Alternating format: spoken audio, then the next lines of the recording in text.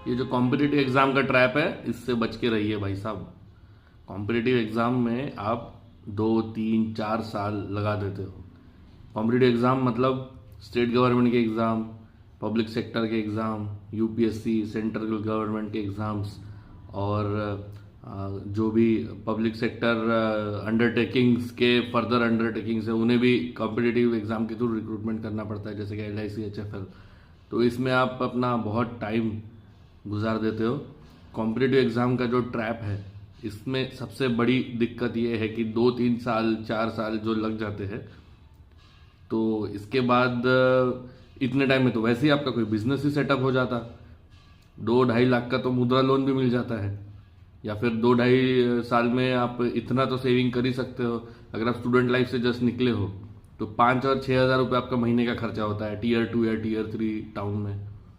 तो competitive exam में 2 3 साल देना, फिर कोचिंग क्लास को पैसे देना, और अगर आपका बिना कोचिंग क्लास के सिलेक्शन हो रहा है इसका मतलब आप ओवर क्वालिफाइड हो उस जॉब के लिए। जैसे कि मान लीजिए आप SSC CGL दे रहे हो और आपने कोई कोचिंग क्लास या कुछ भी ज्वाइन नहीं किया, तो इसका मतलब है आप ऑलरेडी कैट या किसी और एग्जाम के लेवल की तैयारी कर चुके थे। IIM कैट होता है या कोई भी और SBI PO, IBPS वगैरह इसका तैयारी कर चुके हैं, इसलिए आप SSC CGL आपने एक ही झटके में इजीली क्लियर कर लिया 6 महीने में ही या 3 महीने में ही। तो इसलिए मेरा सजेशन यही है आपसे, मेरी आपसे गुजारिश है कि ये कॉम्पिटिटिव एग्जाम के ट्रैप में ज़्यादा टाइम वेस्ट करना बंद कर दीजिए। और अगर आपका कहीं पर इजीली हो भी जाता है सिलेक्शन तो वो एग्ज़ाम के थ्रू जो आपकी पोस्टिंग आई है वो ज्वाइन कीजिए और पैसे बचाइए और खुद का कोई उद्यम शुरू कीजिए, या फिर खुद का कोई फाउंडेशन चालू कर दीजिए, NGO चालू कीजिए, खुद का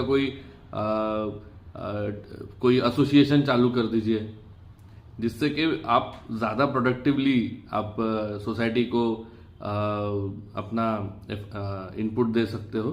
क्योंकि जो भी कॉम्पिटिटिव एग्जाम के थ्रू आप कॉम्पिटिटिव एग्जाम में इतना कुछ पढ़ते हो, इतना कुछ आप प्रिपरेशन करते हो, उसका इम्प्लीमेंटेशन होने में 10 से 15 से 20 साल लग जाएंगे।